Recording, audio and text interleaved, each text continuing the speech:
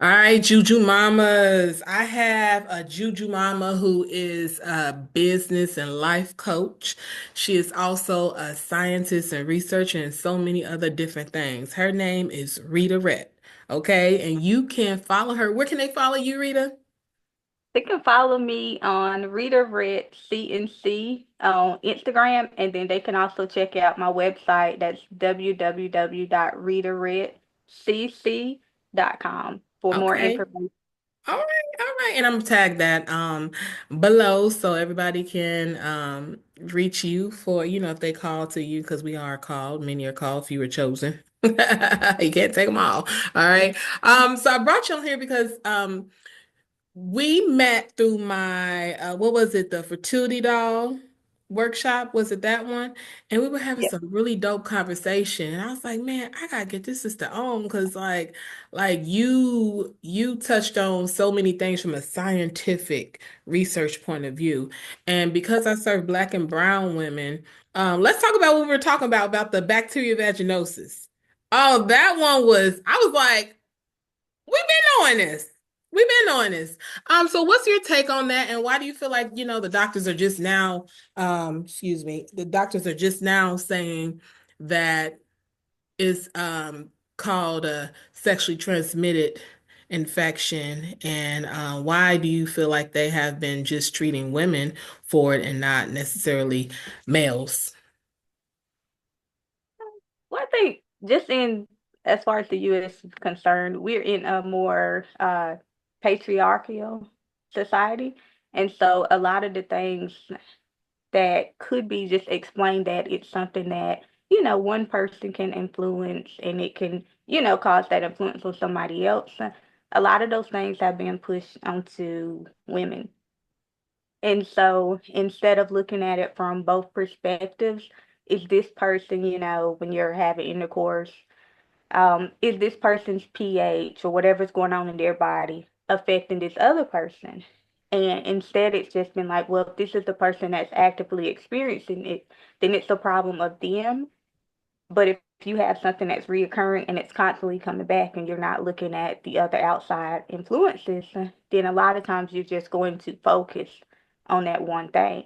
And so I think right now, society-wise, we're at the point where we're looking at it as a 360 instead of just a 180 as this one person. And Yeah. I think ultimately that's where things are going and that's how it should be.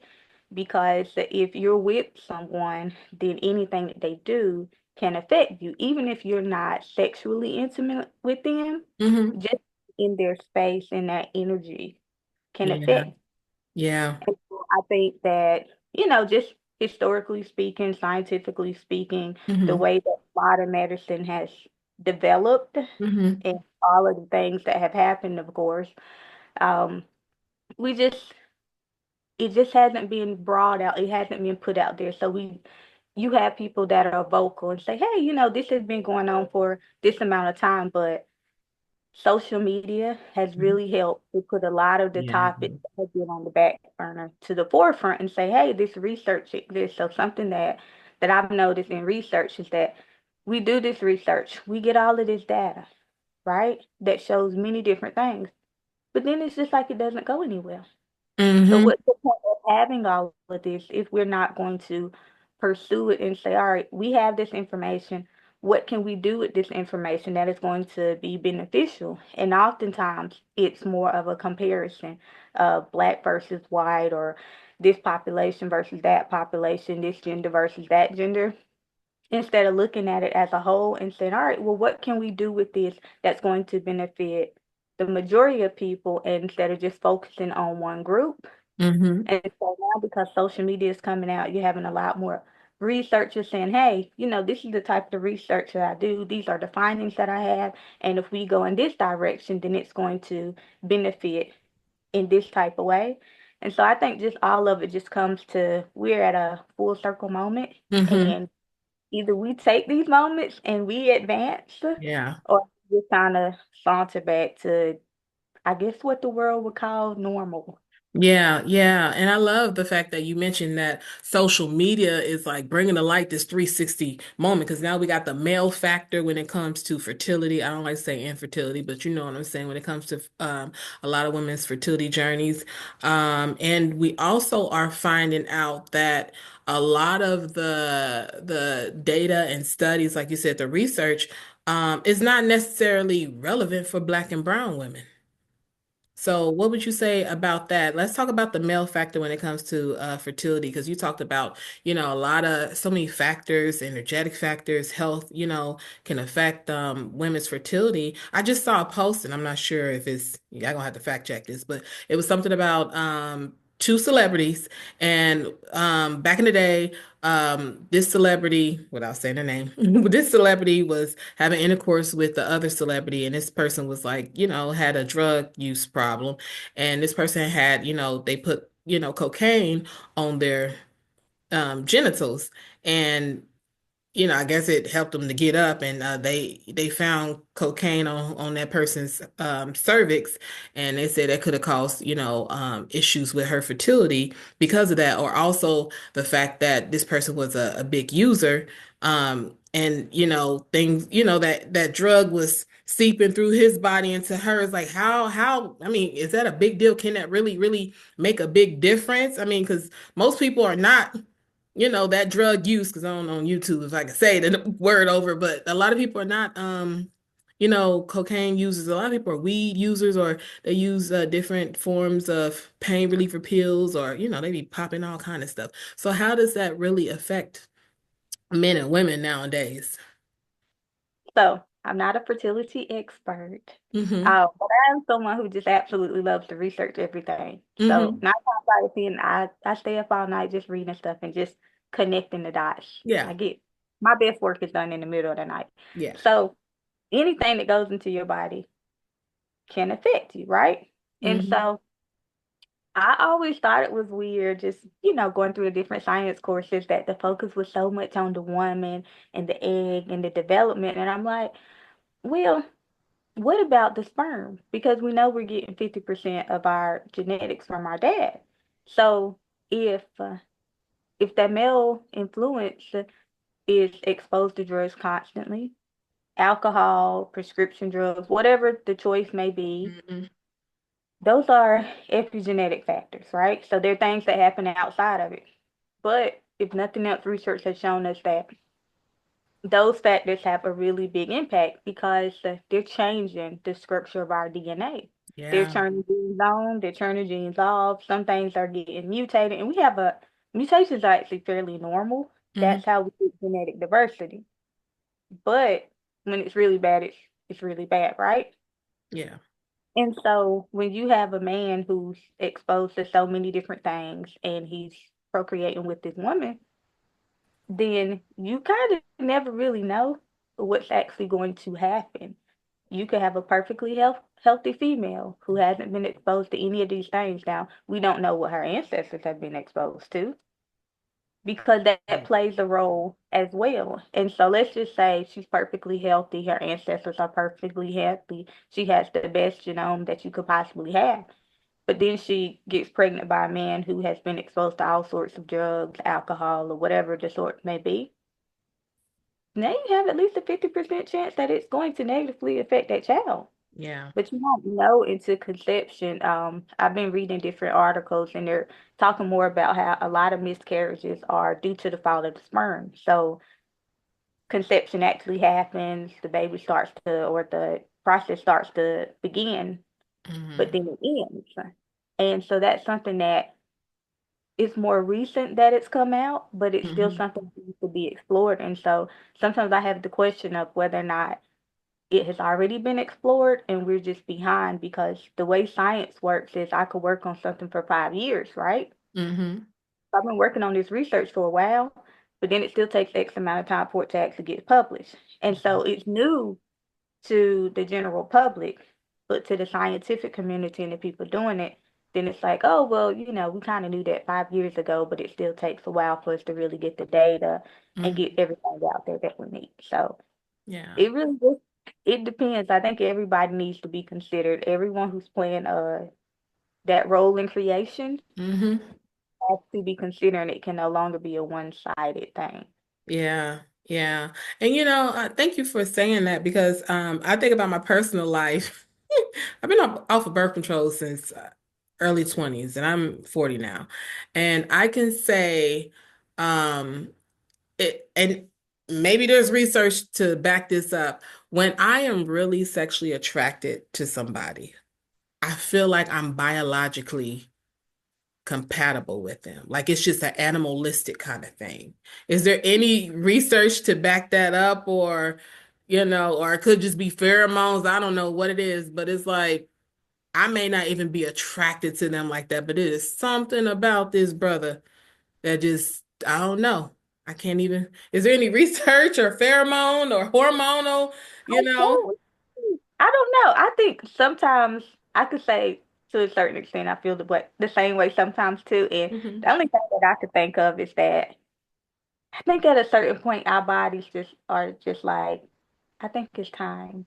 I Yeah. want more. I desire more. So there's a science to everything. I haven't Mhm. done any research on it, On and that it one. probably does exist. Yeah. Um, but I think it would be something great to research and Yeah, because it's like it's summertime or it's fall, and this sister in heat because she ovulating, and it's just her time, her body. It's like it don't matter if she's 40, if she's 45, if she's 25, 17. It's like she know, but maybe not. Maybe she's not ready, but then he knows. So I just wanted to see if you had any research on that or seen something with that. Um, well, let's see. So, as a life coach in business and business consulting coach, business and life coach, right? And the scientist yeah. of research. When it comes to your clients, what is the work like? Who do you serve, and what is the normal like topic or things that they're trying to be coached on, or what solutions are you giving them? What problems are you solving? Because I want to know more about you. Okay. All right. So coaching and consulting are they're parallels, but they're completely different. So Hmm. as a coach, I do not solve your problems. You Hmm. solve your problems. Hmm. And I say for both, if you're willing to be coached, then you have to be vulnerable.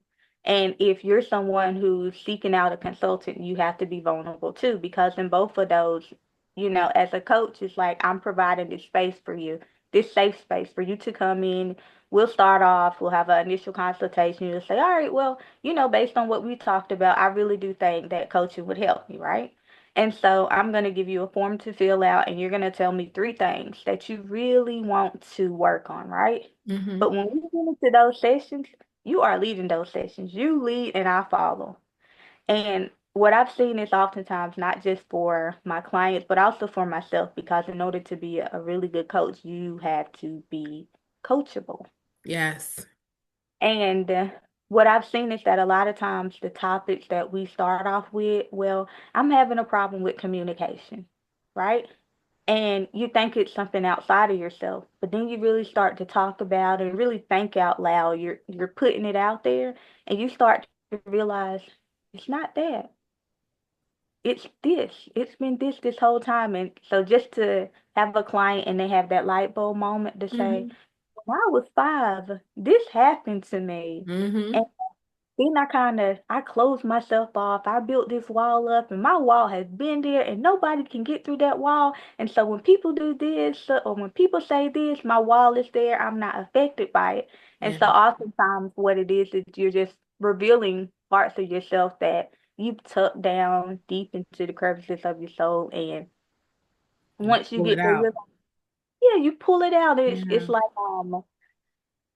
It's like imagining yourself in a room, right? You Hmm. got doors, you got walls, roof, floor, right? Yeah. But then you realize this entire time you've only been imagining those.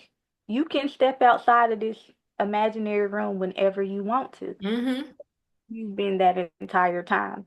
And so for clients, for coaching clients, a lot of times it's something that's been nagging them. It's something. And it's always, oh, it's this outside thing that's bothering me. It's this Hmm. person that. But I'm gonna ask you a question and I'm gonna bring it back to you. Because Hmm. for coaching, it is for you. You are not getting coaching for someone else. You are getting coaching for you. Yeah. But consulting is different. Okay, tell me Consulting, more. Tell me more the difference. consultant, okay, so let's say I have a client and this particular client is like, okay, my finances are in shambles. And I Mm-hmm. say, okay. So describe a little bit more about your finances, where you're at, why you feel like they're in shambles, and what's your goal? What do you want to get out of it? How can I, as a consultant, help you? Mm-hmm.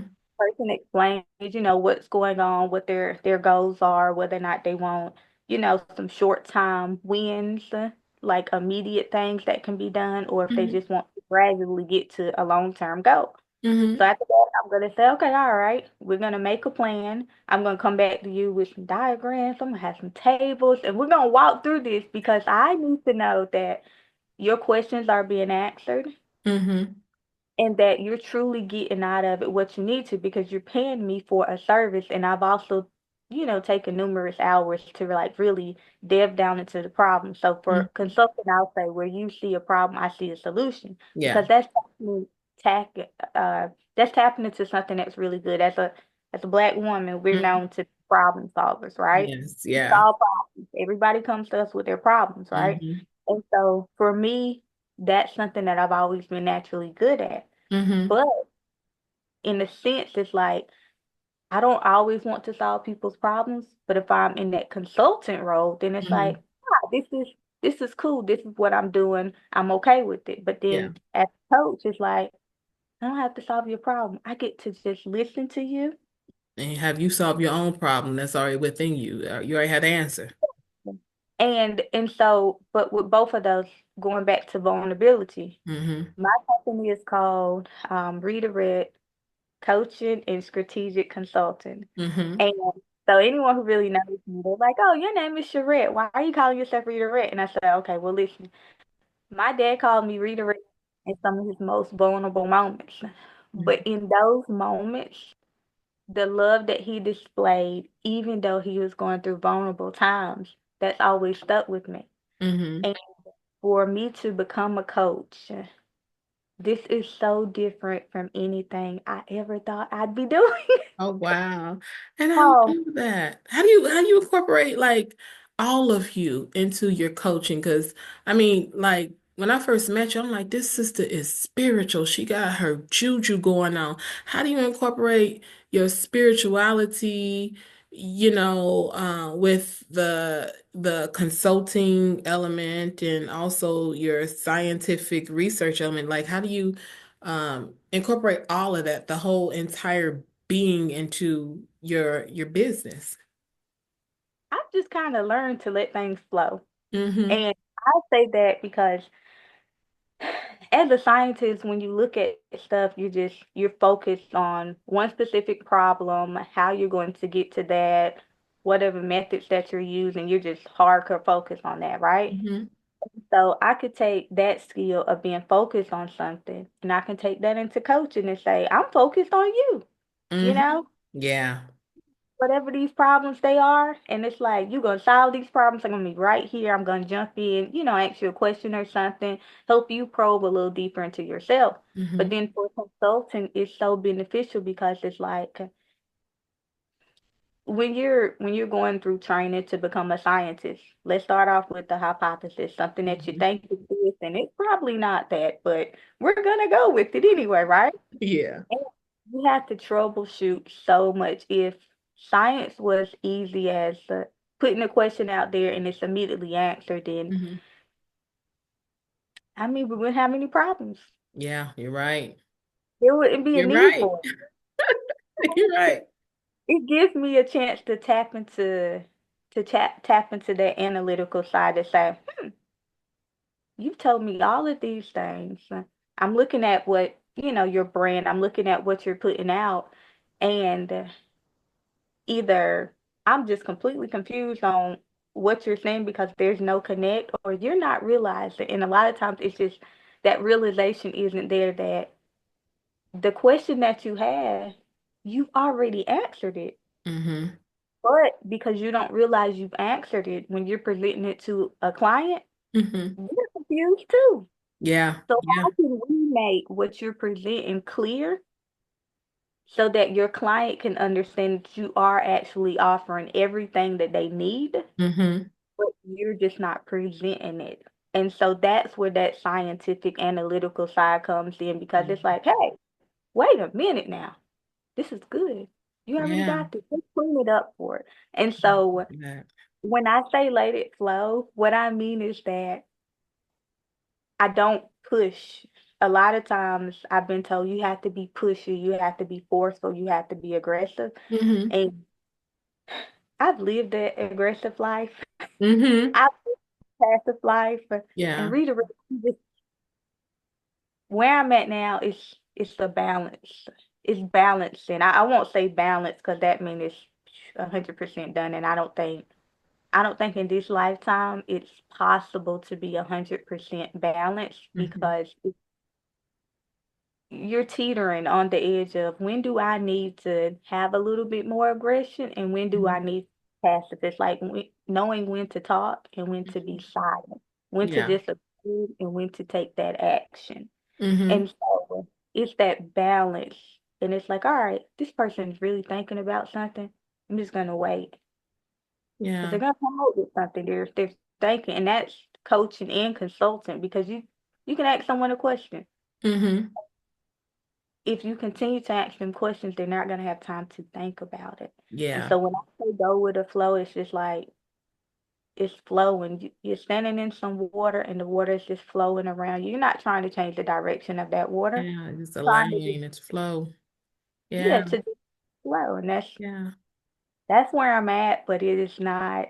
It hasn't been an easy process, but I'm at the point where it's an enjoyable process. Yes. You got that joy. I love that.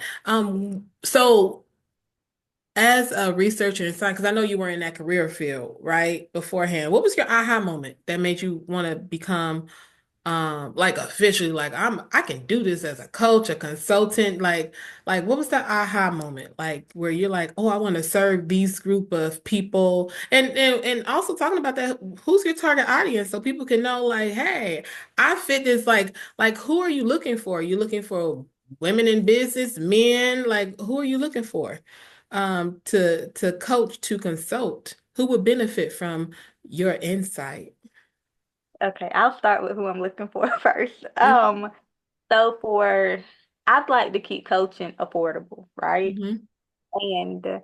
And one of my main groups of people that I'm looking for are college students, Mm-hmm. early professionals, or individuals that are at the point where they're changing their careers, whether they're going into retirement or they're just saying, you know what, this career isn't working, I want to switch. So that would be coaching as a whole.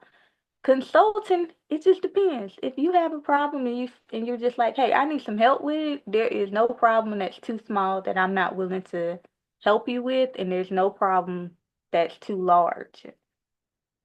So coaching is more focused on specific groups, because there are just certain things that are just like, I'm not into group coaching, not because Mm-hmm. it's not beneficial, but because of who I am, one-on-one works better for Yeah. me. Yeah. And that's something that I've had to learn and experience. Hmm. For consulting, it's like I'm more of a smaller company, Yeah. individual to smaller company. When we start getting into larger companies, I feel Hmm. like having more consultants would be better, but it would need to be a team of consultants. And Hmm. I'm willing to consult and work with other people, but individuals to just smaller businesses would be for consulting, because I know my range and what Yeah. I'm able to Yeah. do. Yeah. It's I important get to not that. try and do it all. No, I get Um, that. my aha moment. Oh, I would just say so. I have a PhD. I never thought I would have a PhD. I planned out my life. And so by 25, I was supposed to be married with children and a cardiologist. Um, that was I'm so happy it didn't work out. Let's talk about that. Let reroute. Like that's a pivotal moment. You're so happy that it didn't work out because of what? Why are you so happy? What happened? What happened instead? What was the better option? The more fun Um, option? I've gotten to okay, so I went to undergraduate.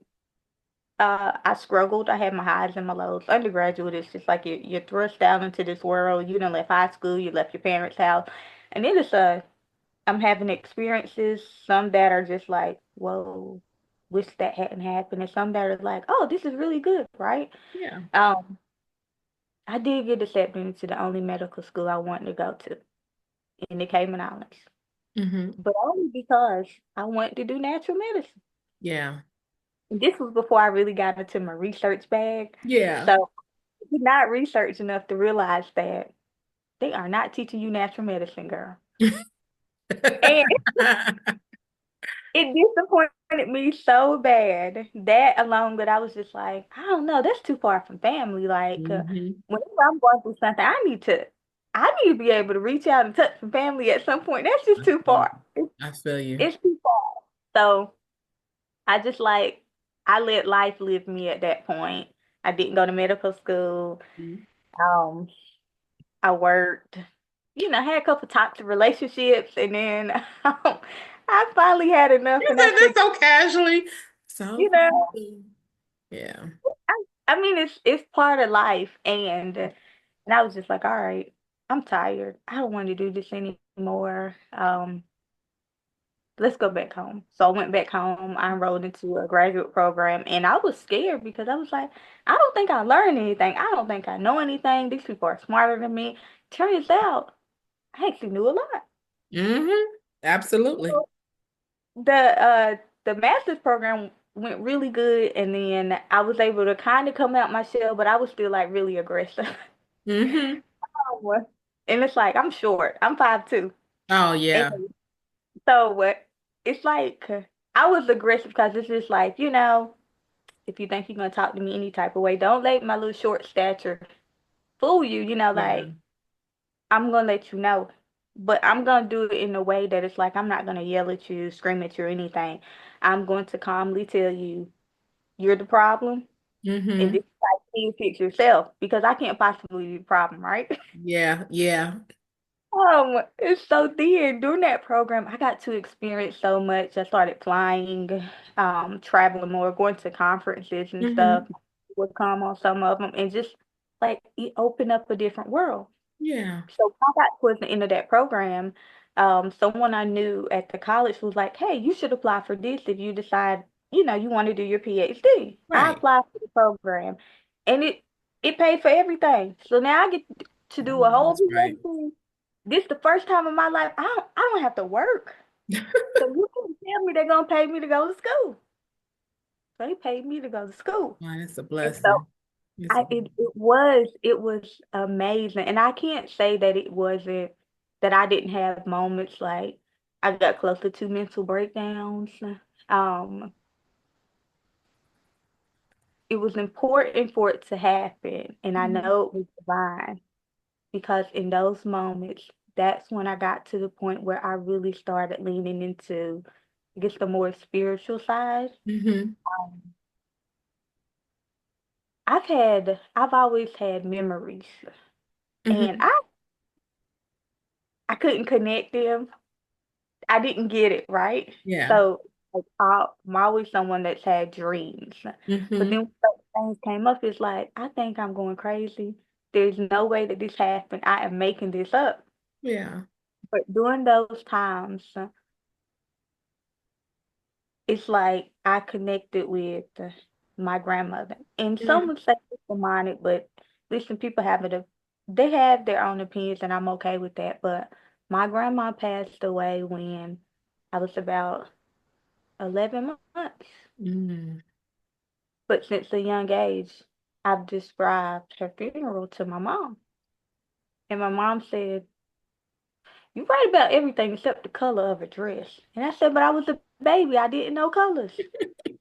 Um, Yeah. so it's like Right. white and baby blue look the same to me. Mhm. But in that moment, the one thing um, that was important, and this was around 2018, the one thing that I really needed in that moment was I just needed her. And I had been, looking at videos, praying and stuff. And I was like, I'm gonna try this. I'm gonna try this meditation thing that I came across. And I will say that when you step into the dark side of things, as I like to call it, Mhm. sometimes you experience things that you're like, this is not it, and I'm too smart for this. Yeah. And what works for me likely won't work for anyone else. Mhm. But I met my grandmother and she gave me a hug. But she Mhm. also told me something that someone on this side of things would be able to verify, and that someone was my mom. Mhm. And that was the way that I knew that I was truly speaking to her and dealing with her. Yeah.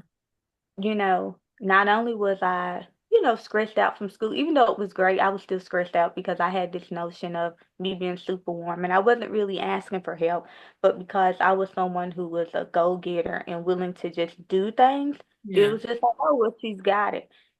But I wasn't asking for help either. And so Mhm.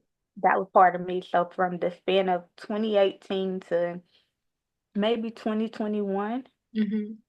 it was me just developing, figuring things out, other things popping up, and me just trying to figure out where I was in this world Mhm. and whether I wanted to be here.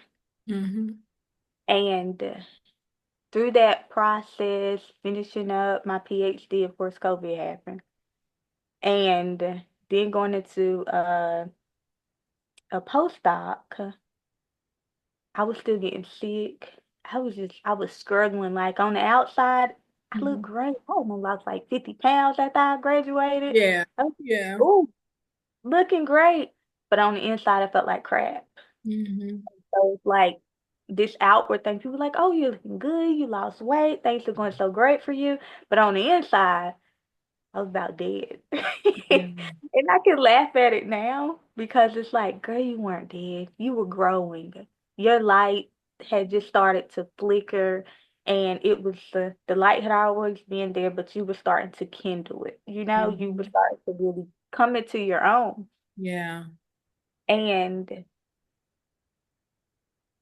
it was so much in that moment that when I get those moments where I reflect on it, it's like, Mhm. girl, why are you holding on to that? Yeah. Why are you carrying the shame for something that happened that wasn't your fault? Like I became more accountable for my own actions. Mhm.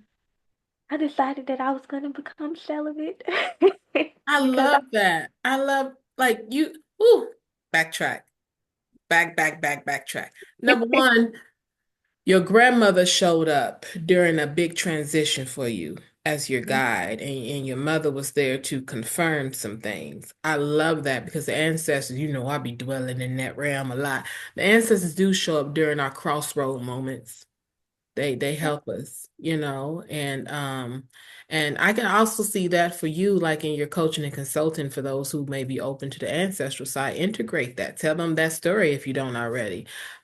Because those crossroad moments is when the ancestors show up or the spirits in your bloodline that's benevolent to guide you along that path, whatever it is. You know what I'm saying?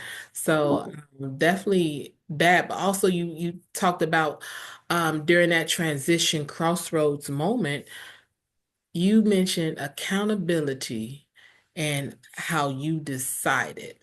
Those are two powerful words, accountability and you decided. Like, yeah. that's powerful. Tell me more about your accountability and how you decided on what you decided to become who you are right now, this version of you. Um so in accountability, so I talked a little bit about being aggressive, right? So Mm-hmm. I moved from aggression to just being super passive, right?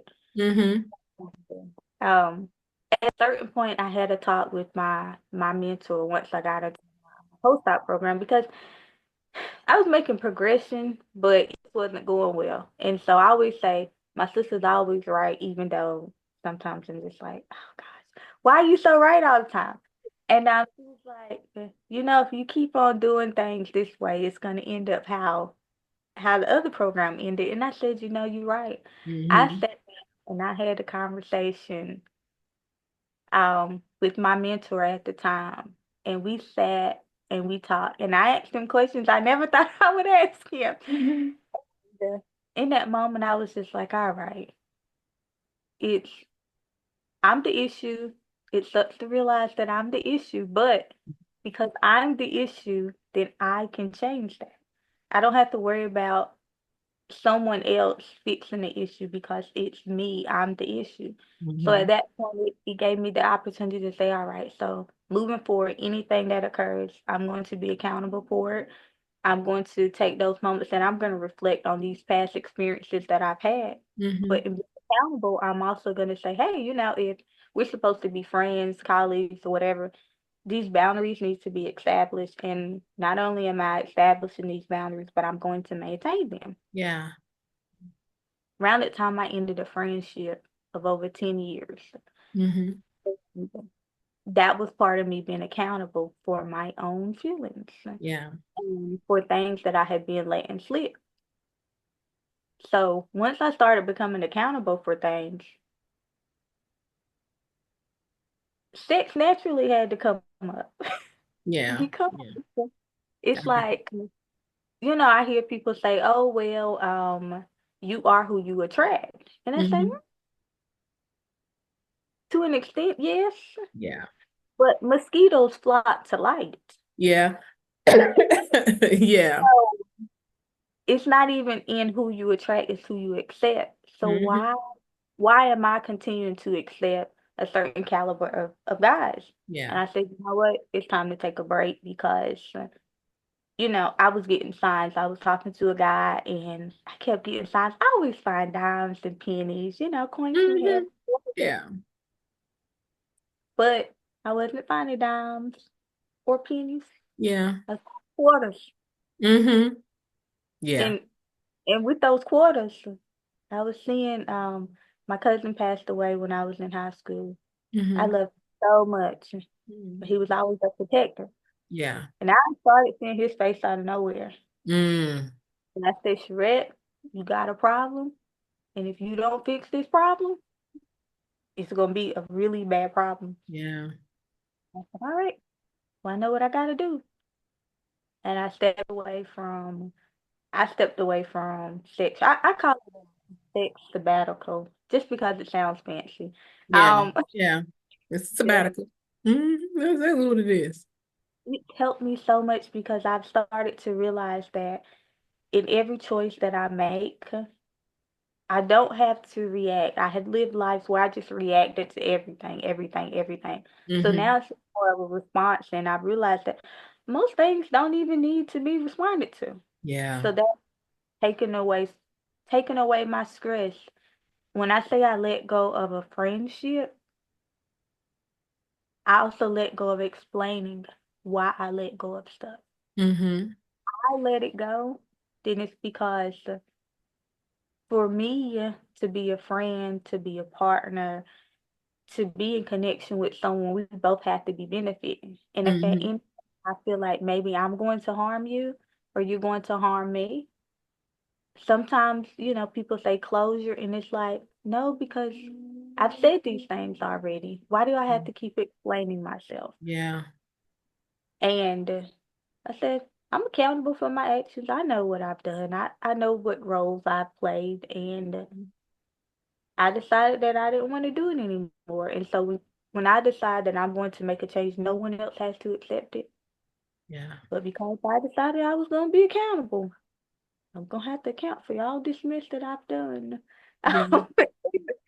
That so when I got to that ties in because the accountability, not having sex, that was like it was actually 2018, so it was not overlap, but it was Mhm. me figuring things out. Yeah. And, then coaching came along after talking to one of my colleagues. Like it's like you meet people, and I kind of have this track, and it's like I always meet a certain type of person when I'm really just kind of like at this cusp of I know something's going on. I can't quite put my finger on it, but Mhm. I'm about to jump off a ledge, and maybe I shouldn't be jumping so soon. Mhm. I would have conversations with her, and she says, "You know what? I think you'd probably be a really great coach." She was like, "The way you interact with students, and just in general, the way you're doing things." She was like, I hear you saying you don't want to solve people's problems in that capacity, but what I'm also hearing and what I'm seeing is that kindness that you have Hmm. and your willingness to just be there and be present for people." And Yeah. she was like, "This is kind of what guided me to become a coach." And so I thought about it and I said, this is a very big investment. This to be one of the biggest investments I feel like I've made in Yeah. my life. And I did it. And when I tell you, I cried in front of strangers. Oh. I cried in front of strangers. I cried at our graduation. And for the first time in my life, I wasn't embarrassed. Oh. And it was just like, It's freeing. It's it freeing. is. It's like to release something that's been inside of you. And sometimes you don't know it's inside of you. And it's like, I've been carrying shame for stuff that happened, and I didn't have to carry that shame. And I think a lot of us walk around with shame, whether we acknowledge it or not. We carry this shame, and to release that shame and realize that not only was it not yours to carry in the first place, but you take accountability for your role in it, Hmm. then you really start to live life. And so here it is, I'm what, 37, Hmm. and I feel like I'm at the point where I'm just living life. Yeah. I love my life. It doesn't look like anything I thought it would be, Yeah. but that's the part that I love. Like, back to the science part of things. People say, "Oh, well, you're 37, you're gonna have a geriatric pregnancy, you're probably gonna have trouble getting pregnant." And it's like, just wait a minute. Just wait a minute. All right, we're gonna take a couple deep breaths, Hmm. and I'm gonna tell you to mind your business and leave my womb alone. Yeah. I'm Come gonna on tell now, you. mind your business and leave my womb alone. And for my junior mamas 35 and up, like me and you, there's a lot of that going on from the doctors to the news to the studies to a lot of men. A lot of men are like unfortunately. Our partners, they're like, well, you're a little too old, but they never consider them being too old and their sperm, being too old. It's something that we do have to overcome as a collective. We really, really do, because that geriatric pregnancy, um, in other countries, women are having babies 45, 50, and healthy babies. So, yeah, yeah. And let's go back to what you said. I know you talked about your target audience is like college age or those who are out of college. Mhm. That's an important time because there was a time where I mean I knew that I knew what I wanted to do and what I wanted to become. And 5 years, 7 years in that career, I had a moment where I'm like, I don't want to do this no more.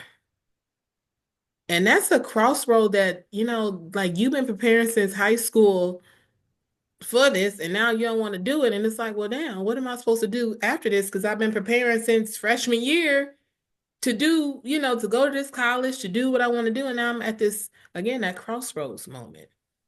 Like, what would you say, to those professionals who are at that crossroad moment who like 5 years, 7 years down the line, and you're like, "Ugh, I'm doing this.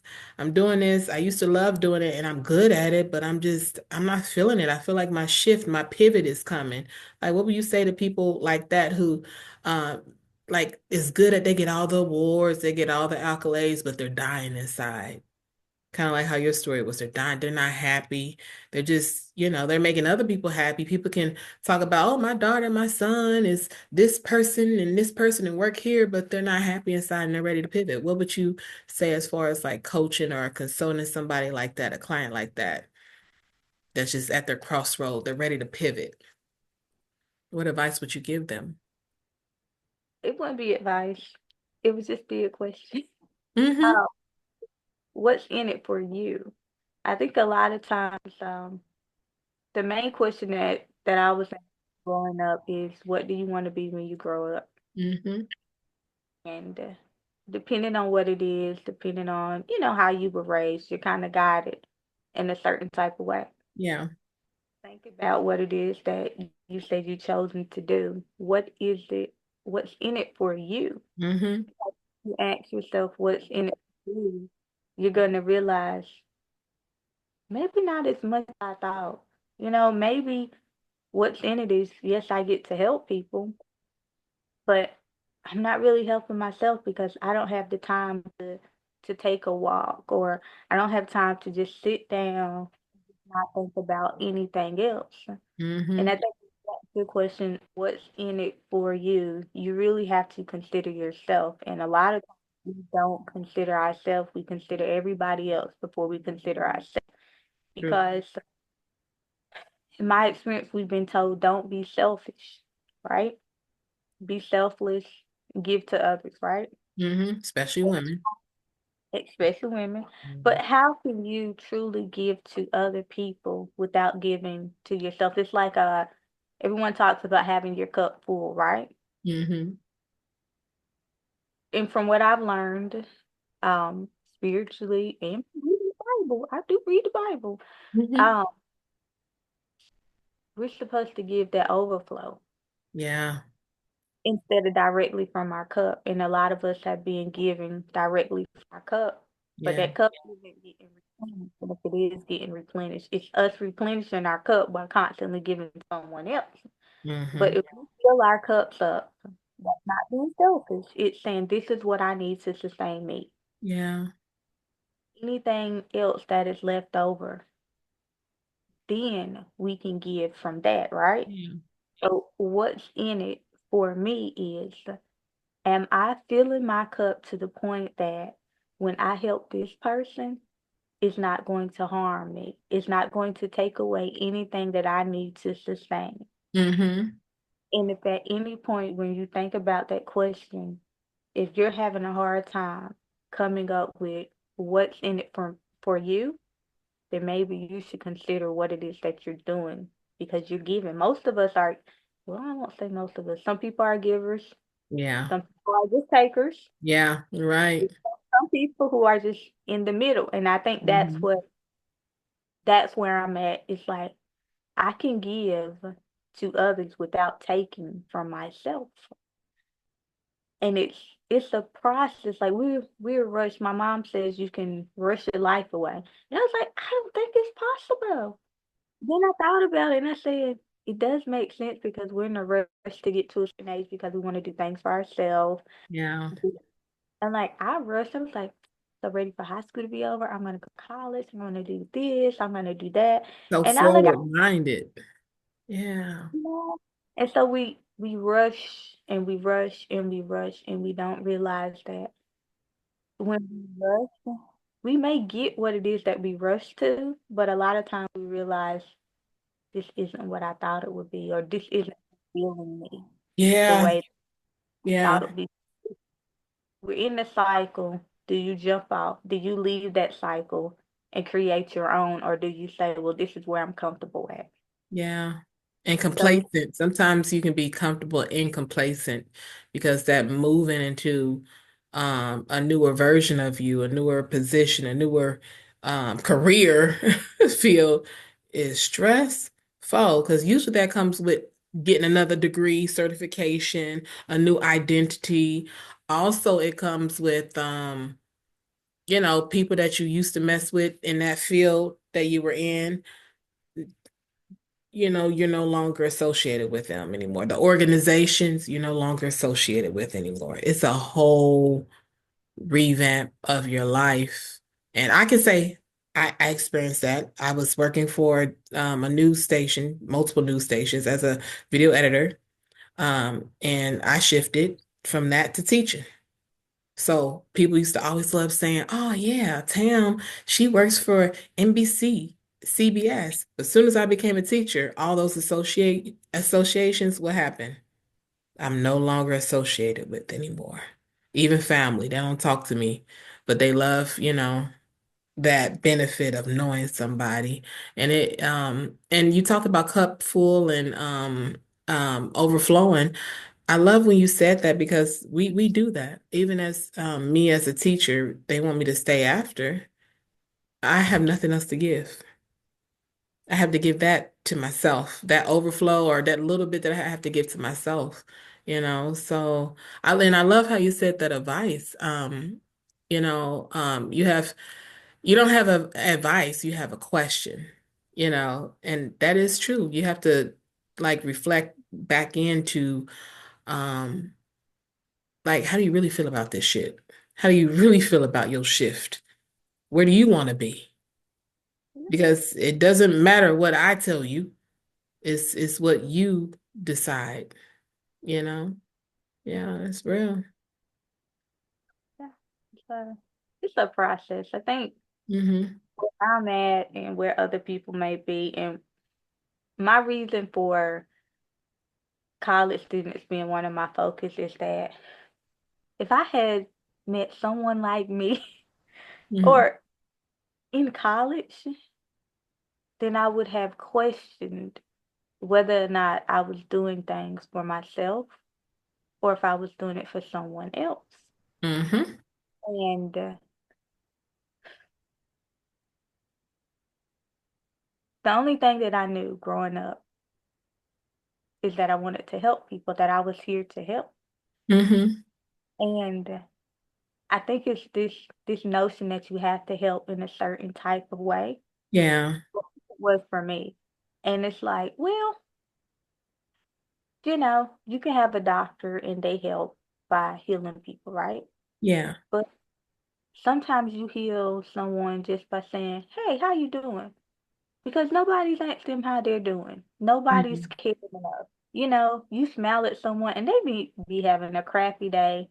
Maybe they're gonna do something to themselves and they're just like, hey, it's Yeah. just some good people in this world. And so I think it's like a purpose. People say, well, Hmm. what's your purpose? And I had a conversation with my nephew and he was like, yeah, he was stuck on him just having one purpose. And I'm like, well, let's see. You're my nephew. You're a brother, you're a son, you're a grandson.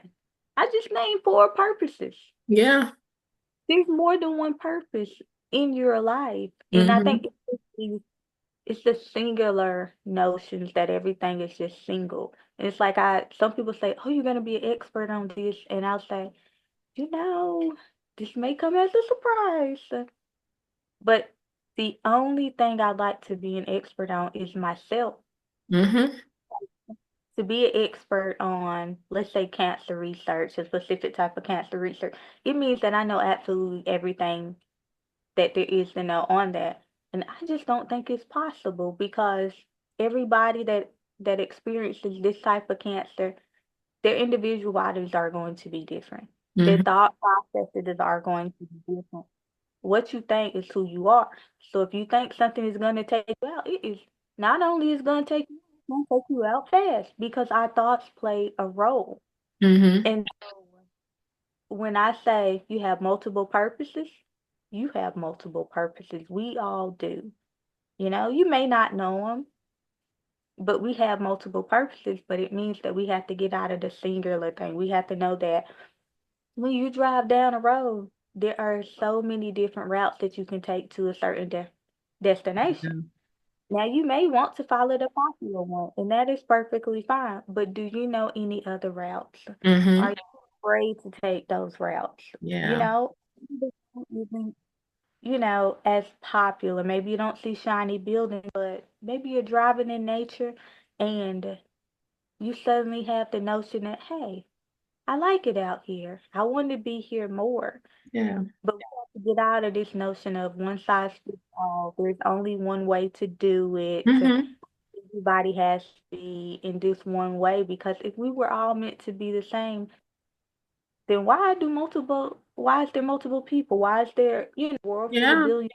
It And would that's just where mean, the indoctrination comes in at through schooling, through religion, school, I'm a teacher. They tell you pick one. And it was like, I definitely fought with that because I'm like, I'm gifted in this and this and this, and I'm damn good at all three, but I had to pick one.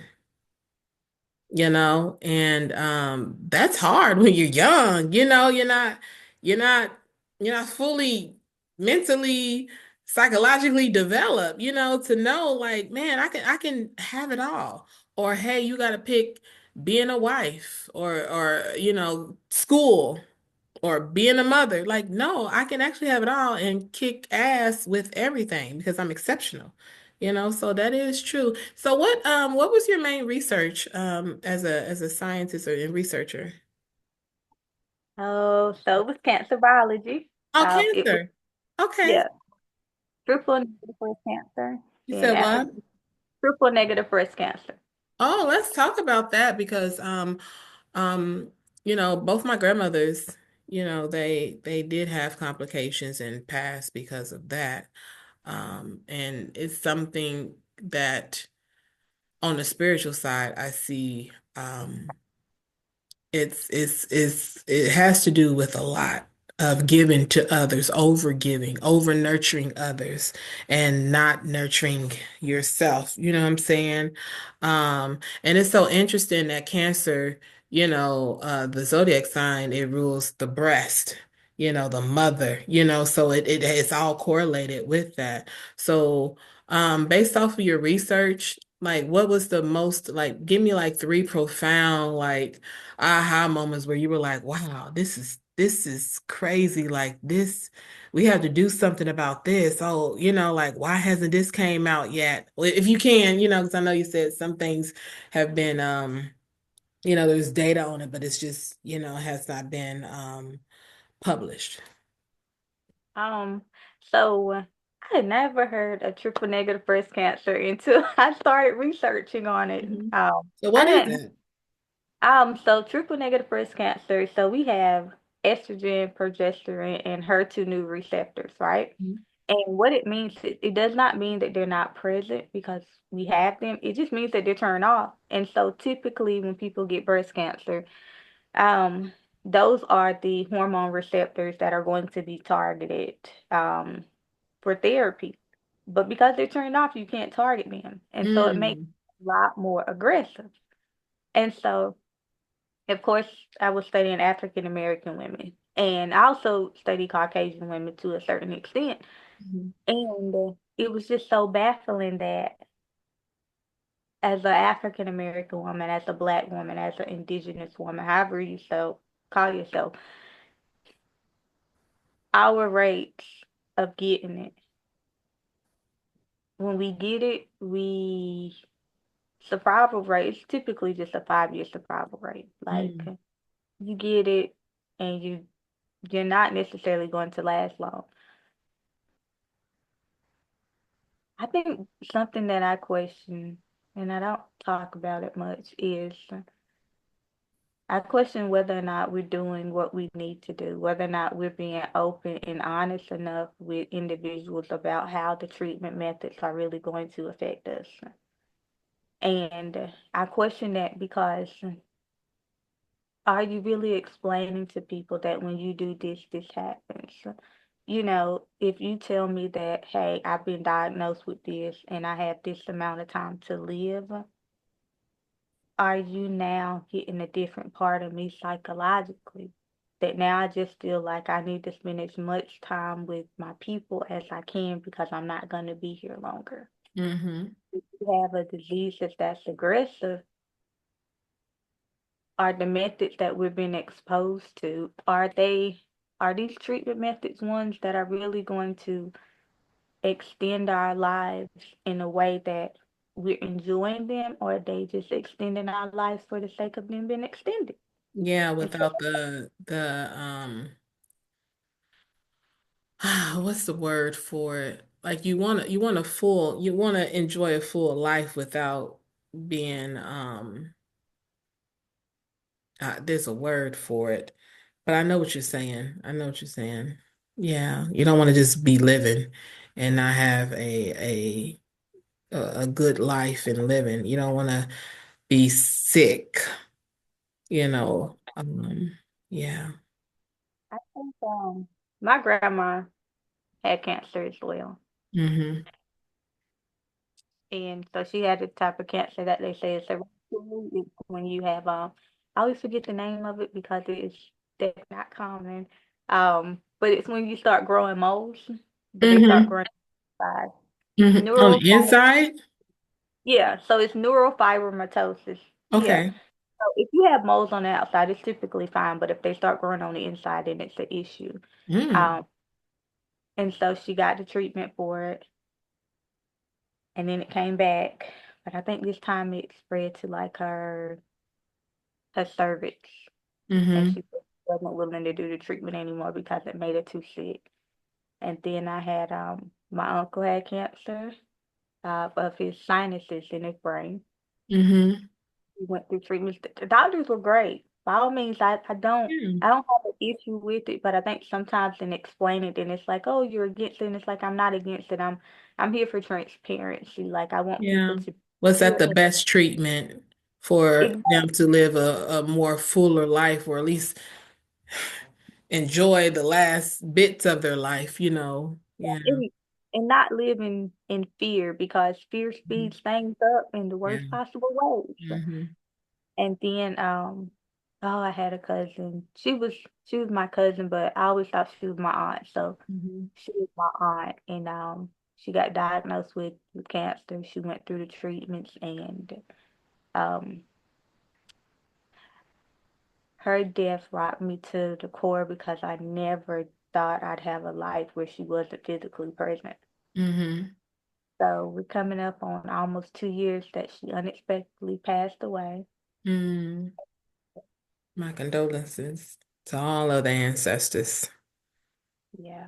Um, that one, it rocked me to the core because I saw her. She was such a giver and she Mm-hmm. gave everybody.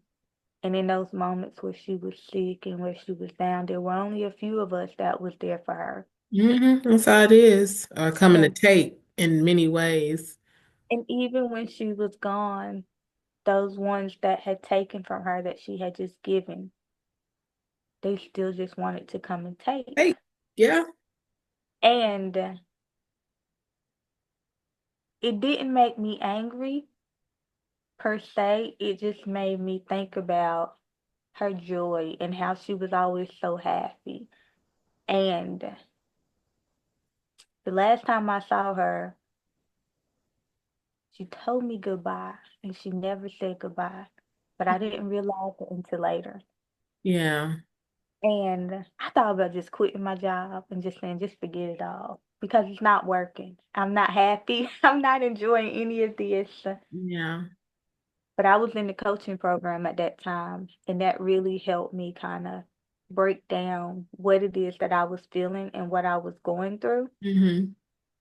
And it, it's like some people that say, oh, it's coaching, it's therapy. It's not therapy. I'll say it's adjacent Mm-hmm. because some people need therapy. You Yeah. absolutely Oh, need yeah. therapy. That's true. But coaching is like, I'm out of therapy. Like, I still do therapy every now and then, but now I have the tools and the resources and the confidence to say when I'm vulnerable with someone, Mm-hmm. I'm not taking on their issues during my vulnerability, or they're not preying on me during that vulnerability. Mm-hmm. So I'm really able to get to the root of the problem, but I'm able to get to it in a way that I'm comfortable with. Yeah. And so in those moments where I'm really processing, where I'm grieving, and even if I'm not grieving a person, I'm grieving a situation, I'm just Mm-hmm. grieving, I'm able to say, reach out to my coach and say, hey, I want to have a session. Let's, Yeah. I got some things that I need to unpack. And that's what coaching is. It's like you could say, hey, I want to be coached for 6 months. Let's meet Mm-hmm. once a month. And you may say, you know what? Let's meet twice a month Yeah. because I'm seeing this progress, but then I get to those moments where it's like, I need to unpack this. But as a coach, you're unpacking, but I don't have to carry what you unpack. Yes. And that's the part that comes in. But you don't carry it either. What you let go is what you let go. And now you're free to walk around, shoulders up, chin held high. And it's like taking a fresh breath, you Mm-hmm. know? I it's like being a baby. When you're born, you're a Mhm. baby. You come in and you're so vulnerable. You Yeah. just have people around you that you don't really know, but you've heard their voices. You know their smell because they know you smell. Yeah. You Yeah. know that familiar, and you trust them to help you in all the ways that you need to be helped. Hmm. And if you come into individuals that also trust themselves, so much so that they say, hey, you're new here. I want to help you, but I also want to learn from you because the way you're going to approach life is going to be completely different. So, what I'm going to do is I'm going to help you, and you're going to help me. I have this notion, and I share it with people. And some people look at me like I'm plumb crazy. And I say, you know, the younger generations are spiritually older than us, but we're physically older, right? And so when they come in, we're supposed to learn from them because the stuff they say, they technically should not know, right? Yeah, that's right. To them, then you're like, hmm, that makes sense. That makes sense. Hmm. If I'm learning this from you, then I can only infer that what you're supposed to be learning from me because I've been here is those pitfalls and how to avoid it. But Yeah. not my doubts, not my Yeah. script. Yeah. And as we're learning, they're learning and I'm learning. I had a conversation with, I have two nephews. I have an older one and I have a little slightly younger one. And Hmm. we had a conversation the other day and I said, okay, so I've got this notion just looking at my parents. And I was like, they had us when they were young. By the time my mom was, I think, 21, she had three children. She had done lost both her parents. My dad was what, 24? He had four children. His mom was still alive, but his father was gone at an early age. And I said, I think that as parents, you're supposed to grow with your children.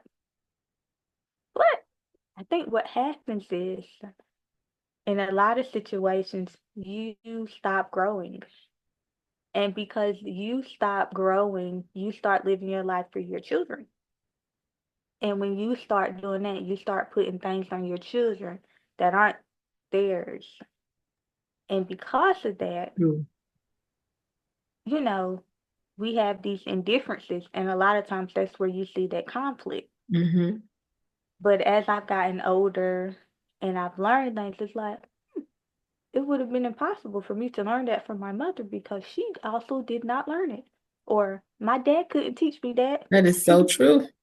Yeah, because if they don't know what they don't know, and they yeah, it is what it, we and we're upset at them because of that. But they didn't know. They didn't have the resources. They didn't have the knowledge, or maybe, they were indoctrinated and they were comfortable in it, and just a one-sided view of things. They didn't want to like expand their view because it wasn't safe. So yeah, no, you're right about that. We have like 3 more minutes left, because I want to keep it like, well, we're a little over an hour, but it's been good talking and everything. But I got to upload it to YouTube and everything like that. But I do appreciate you, Rita. Oh my gosh, like we were all over the place, but I know I'm random and I know you're random too, but that's okay. But it was great conversation. And again, where can people find you again? Your Instagram, website, and all that stuff?